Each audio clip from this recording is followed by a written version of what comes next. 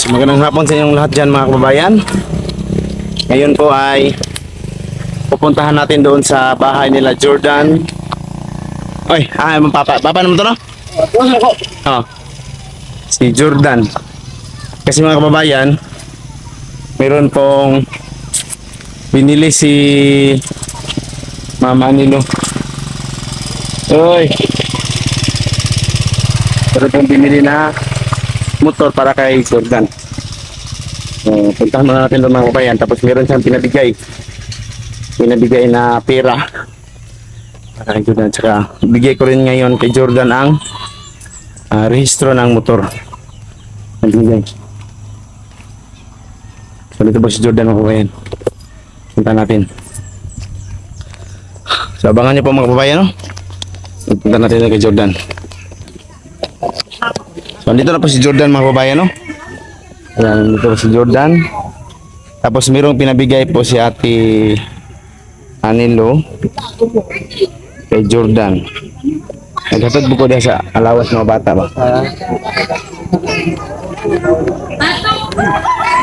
Ito po yung para kay Jordan mga kababayan, no? Bigyan ni Mama Anilo.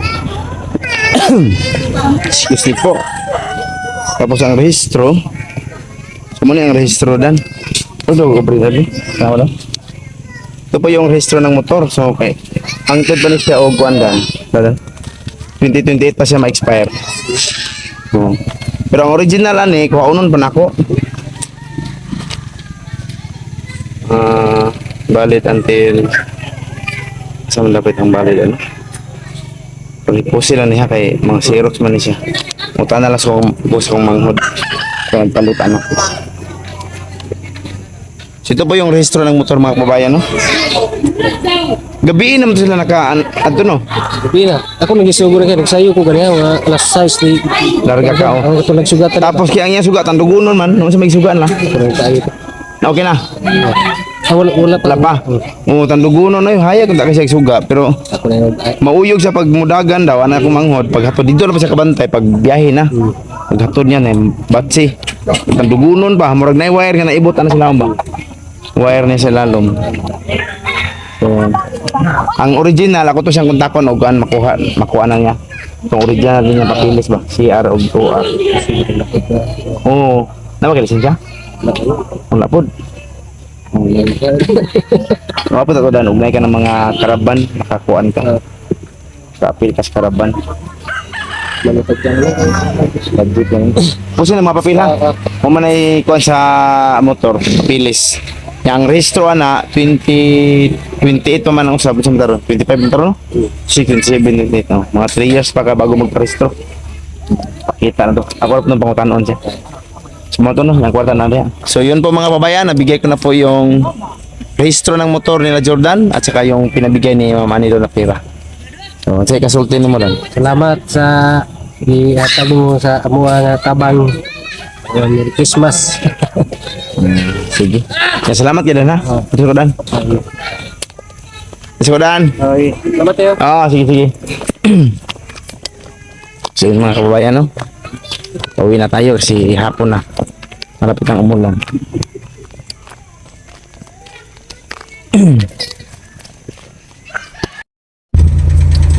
Tapos ko na pong naibigay mga kababayan, no? Ang pera para sa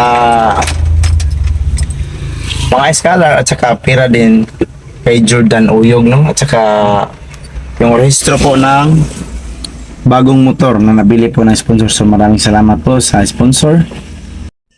At baka nagtaka kayo mga kababayan kung bakit ako po yung naghatid ng mga allowance para sa scholar dito sa Taloytoy o scholar ni Ma'am Anilo at para kay Jordan Uyog, yung kapatid ni Irene mga kababayan, no?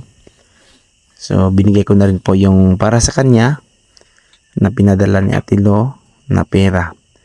At hinatid ko rin yung papilis ng motorcycle na bago naming nabili na para kay Jordan.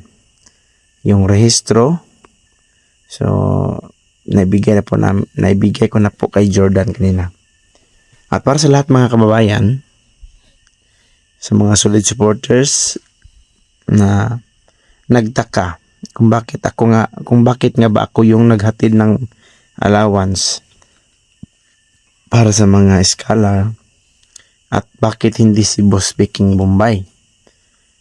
So, tungkol po dyan mga kababayan, ay hindi na tinanggap ni Boss Viking Bombay ang pagbibigay ng allowance doon kasi napaka-busy na po ni Boss Viking Bombay. So, siya po yung nag-chat mismo sa akin mga kababayan, no? Nasabihan ko daw yung sponsor na ako na lang daw yung papadalhan ng budget kasi napaka-busy na niya, hindi na niya maatupag yung mga eskalar doon dahil po na-busy siya. Siguro na-busy sila boss ngayon sa paggawa ng teleserye nila mga kababayan, no? Kasama ang buong PB team kay Sir Paul. So kaya pinaubayan na niya sa akin. So yun po mga kababayan, no? Sa lahat pong posibleng magtanong kung bakit ako. So ito po yung dahilan kung bakit ako, dahil si boss ay busy na ngayon sa teleserye nila Sir Paul. So nagpapasalamat din ako mga kababayan kay Boss Viking Bombay na pinabayan sa akin. At lalo nagpasalamat ako mga kababayan kay Ma'am Anilo, yung sponsor na nagtiwala sa akin. So yun lang po mga kababayan, no?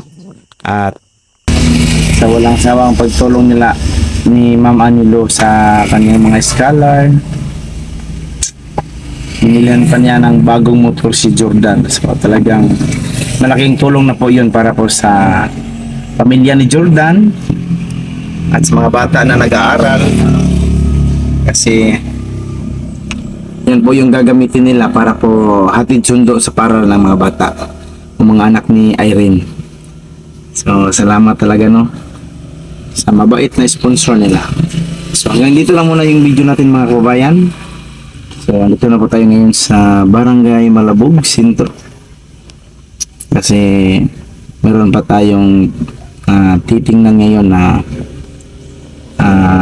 pinagawa natin na pang-open po ng differential ng multicab doon sa may shop. So tingnan natin kung matapos ngayon. So hanggang dito lang yung video natin mga kababayan. Maraming salamat sa inyong lahat sa walang sawang suporta at sa lahat ng mga nag-subscribe sa amin. Salamat talaga sa inyong lahat. Malaking tulong na po yan sa amin. Sa mga hindi nag-skip ads, silang lalo na po, salamat. Sa sponsor po na palaging tumutulong, salamat sa inyong lahat. Sa lahat na nagpapadala, nagbibigay kay Nanay Lorna, maraming salamat, no?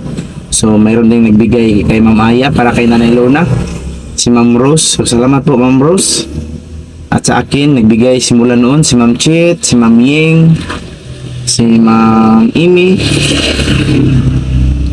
at saka si Ma'am Sister ng Canada, at saka po si Ma'am Tess. Salamat talaga sa inyong lahat mga kababayan, sa lahat ng sponsor at sa mga viewers din po namin, maraming salamat. So magandang hapon sa inyong lahat mga kababayan, at hanggang dito lang muna yung video natin. Bye bye.